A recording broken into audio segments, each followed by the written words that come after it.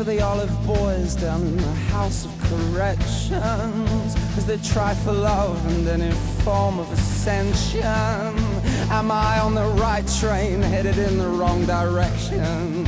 What say you, Lord? What say you, Lord? Hello there, ladies and gentlemen, and my name is Emily Sophia, and welcome to my weekly review of Breaking Bad. So as you can see, I'm kind of a fish out of water right now. I'm not in my typical vlogging zone. I'm actually at the Oregon coast right now, so it works out well that Dexter is not airing this week, which is the other show that I have been consistently tracking with and following to the end game. They were taking a break for the weekend, and so it was just me and Breaking Bad. Sunday, Bloody Sunday, I got to focus purely in on the insanities happening in the land of Albuquerque. So, spoiler alert as I go forward. I'd also like to thank those of you who sent me so many kind, sweet words for my 21st birthday, which was August 30th.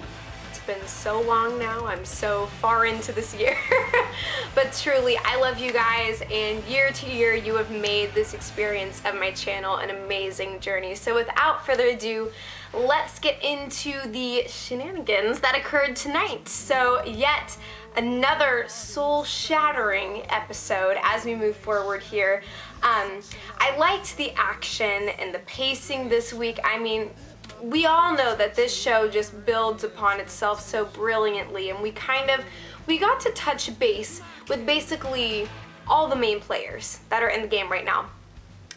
Except for, well, and this isn't really hinted at until the very end of the episode, but you know, except for what's going on with Todd and all of his, you know, his friendly neo-Nazi buddies in the hood, and what exactly is going on with what remains of Heisenberg's great and crumbling empire.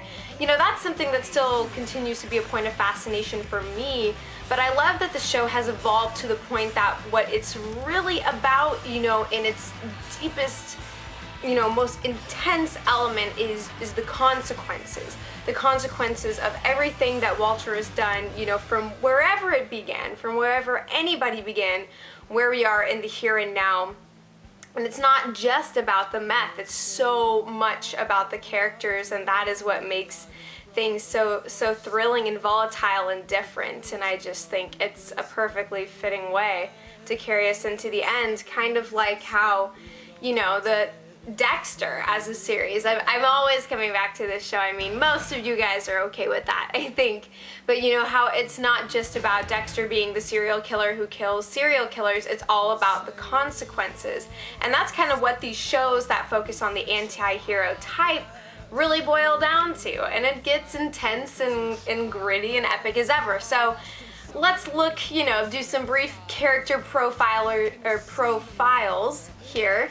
So we've got a certain Mr. Jesse Pinkman, and I like the way that the narrative flow of this episode went, in that, you know, we're all left dangling over the precipice of, okay, what on earth stopped Jesse from his very clear warpath, you know, and how Walter's just kind of like his elaborate lies. I mean, this guy, he's a freaking bald Pinocchio. He is just, I can just see his nose growing. I mean, it is going to be encircling the circumference of the solar system by the time that all is said and done. I mean, this guy is pretty much psychopathic in his ability to just spin these beautiful yarns. I mean, you know, he's weaving these crazy tapestries of how did the gasoline get everywhere? Well, I'll put a little more gasoline here and there, and then I'll make a nice little story, and I'll throw a big old fit about it so everybody knows just how much of the truth I am telling. I mean, the more the guy runs his mouth, the more we, you know, the less truth there is. And I think that pretty much everyone in his life can see that now. And at any rate, let's get back to Jesse. So, you know, we get to revisit the beginning of that scene and just the rage inside of Jesse. And also, I don't think that we really figured out what that whole little CD thing was about, you know? unless I was totally not paying attention. But I don't think that we really got any confirmation on that yet. If I totally missed it, just let me know. Put my hands in the air. I leave this up to you guys. I can only do so much apparently. But at any rate, he is livid as ever, and you know, we're all caught in that moment of suspense. You know, what is going to be the thing that turns him? For me, you know, I wasn't sure if there's going to be an element or a person from the outside to appear on the scene.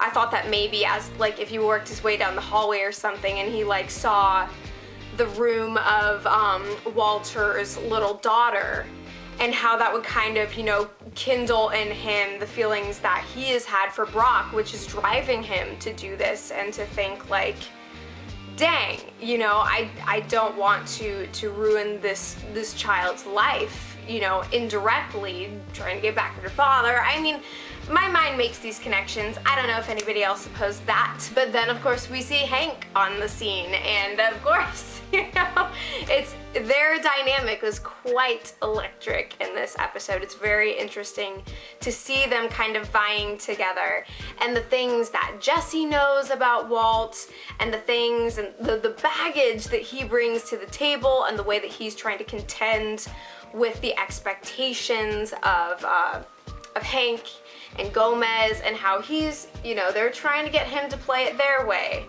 And Jesse is trying to, you know, move as many steps ahead as he possibly can, and, you know, let the people know, the people he's working with now, just what's up. And it's really quite fascinating to see how the game of chess is really taking a new form for pretty much everybody who is after Walter White.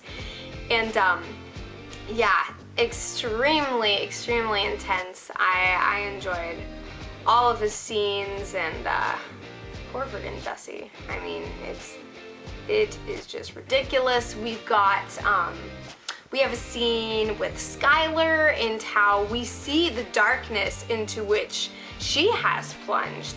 And what's interesting about the scene that she and Walter shared at the hotel is that we do see exposed in Walter this deep-seated care for Jesse.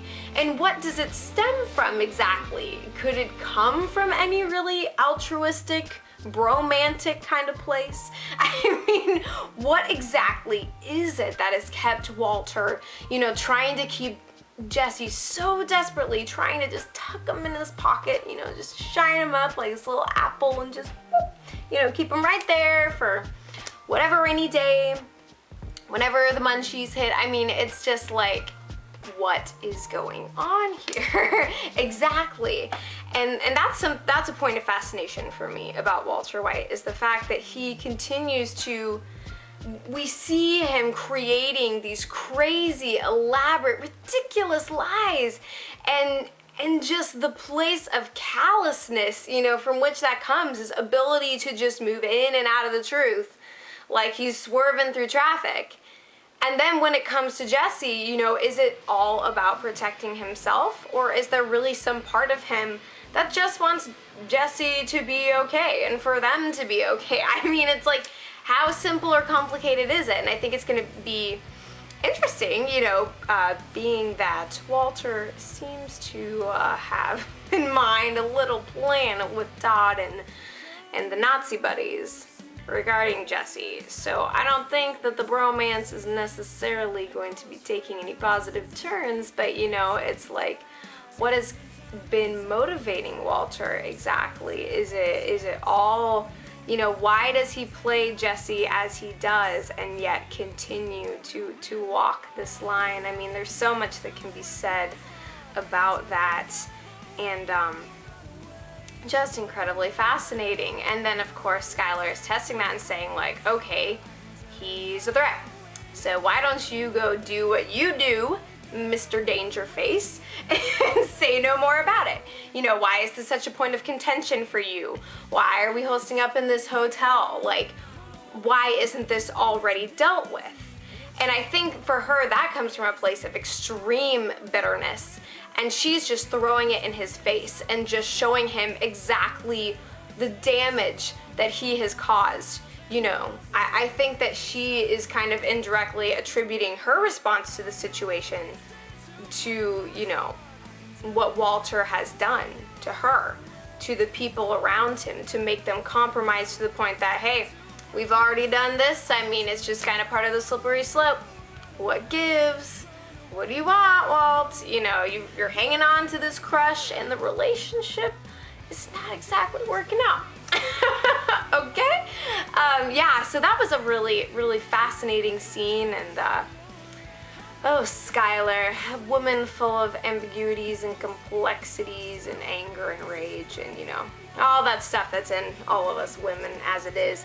And speaking of the ladies, we've got Marie, of course. We see her with her therapist trying to, you know, kind of dance all around the issue and yet kind of seek help at the same time. And then as soon as she finds out that Hank has got a weapon in their arsenal, something that they can actually use against Walter after everything that's transpired, you know, she's like, okay, I'll just play secretary here. Like, I'm not leaving. I want to see exactly how this goes down. You know, this is the way that, like, when Jesse comes around in their house and she's just like, would you like some coffee? Like, she was just like, you know, she's like, this is a spectator sport. She's getting her popcorn and her stuff, and she's just like, all right. You know, putting on her cheerleader uniform, getting the pom-poms. She's doing whatever she can to, you know, get her hands in this situation and the bringing about of justice, if it can in fact actually happen. So yeah, and we see, of course, there's this tender moment with Walter Jr. and Walt at the pool, and the way that it's so devastating the way that Walter Jr. is used. You know, he is this manifestation of innocence, and his care for his father and his sickness just runs so deep. And Walter keeps taking advantage of every opportunity that Walter Jr. gives him to believe that he is innocent, and he just incorporates the erroneous beliefs of Walter Jr.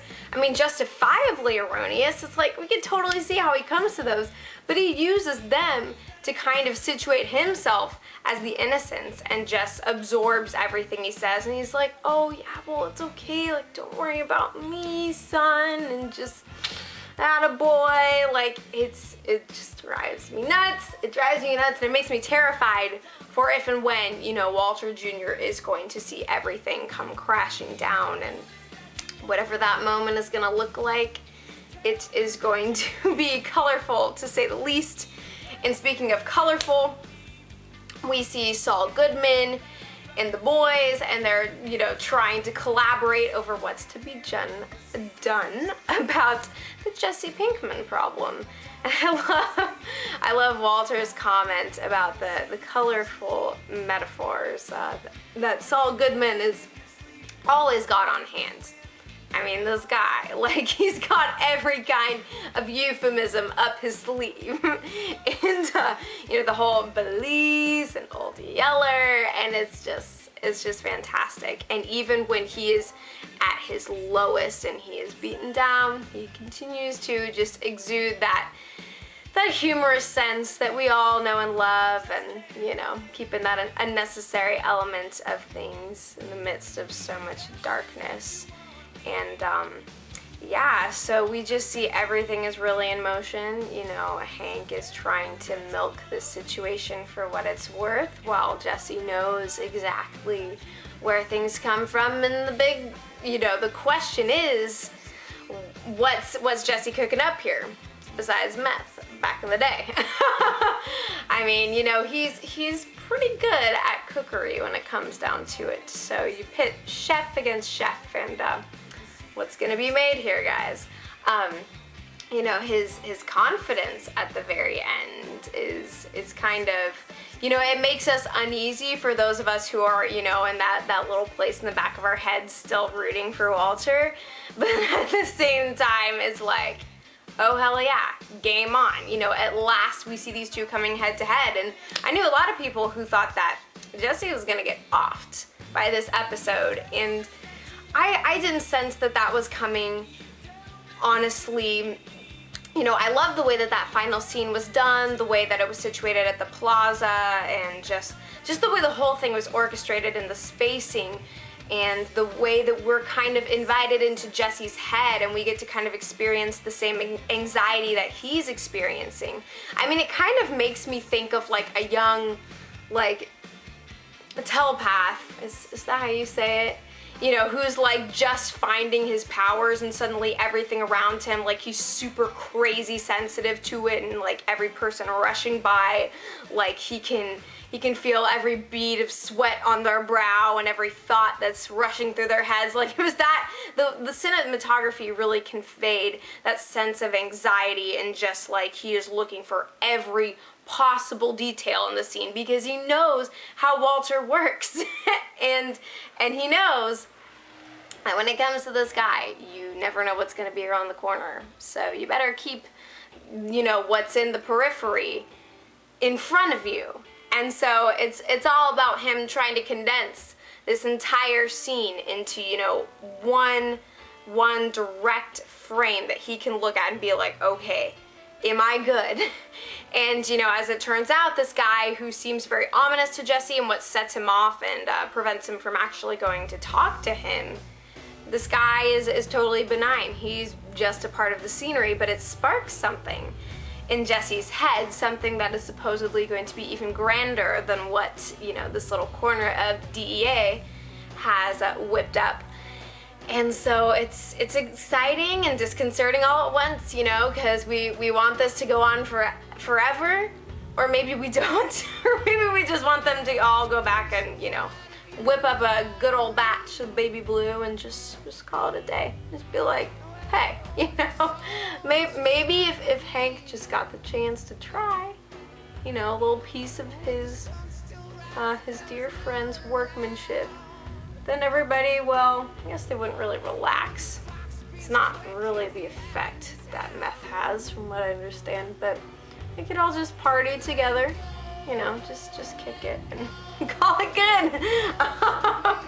But yeah, it's wild to see everything stirring into motion, and I love the game, and just kind of, you know, it's all the strategy, and everyone is pitted against each other in this crazily strategic war.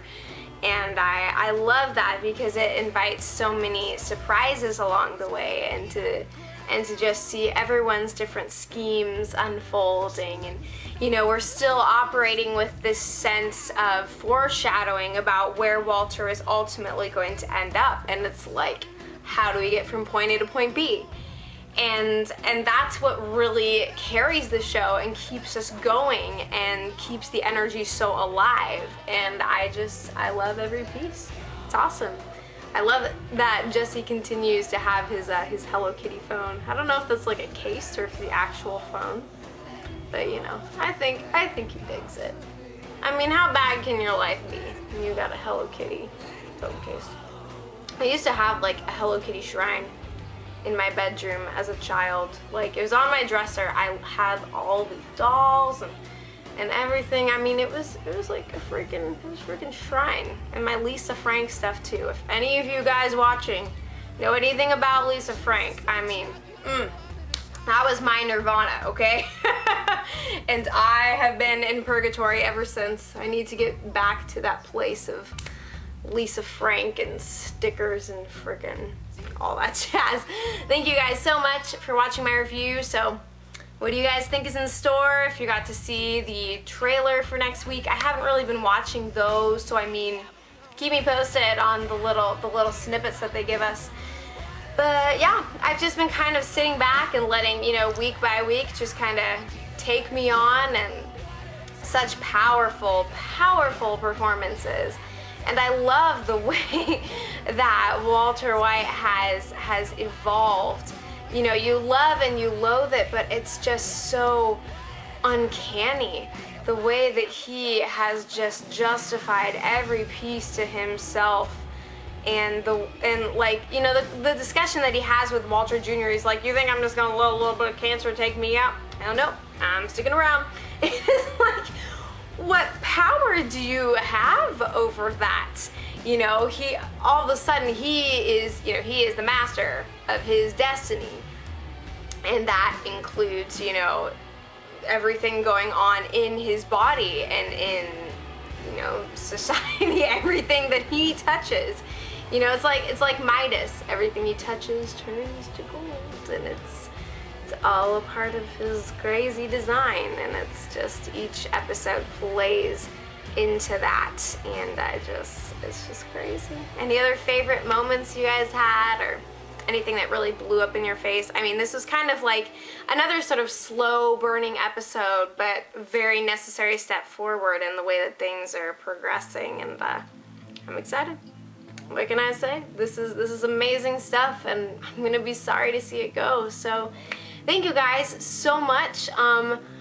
I have been wildly busy with school and jobs and insanities, but I'm gonna do my best to, you know, keep checking out your comments whenever I get the chance, looking at more shows. I'm hoping to take on ABC's the new Marvel series, Agents of S.H.I.E.L.D.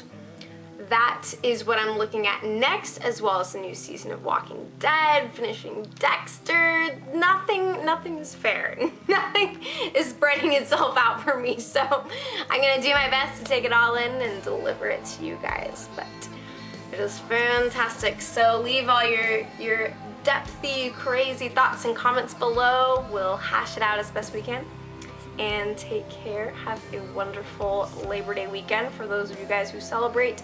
And if you don't, have a lovely Monday, because I love you. So if there's anything I forgot, just blow it up in my face and tell me that I am an unobservant idiot, and it's pretty much true. I need sleep. Alright guys, take care. We'll break some more bad next Sunday, and I will see you in no time.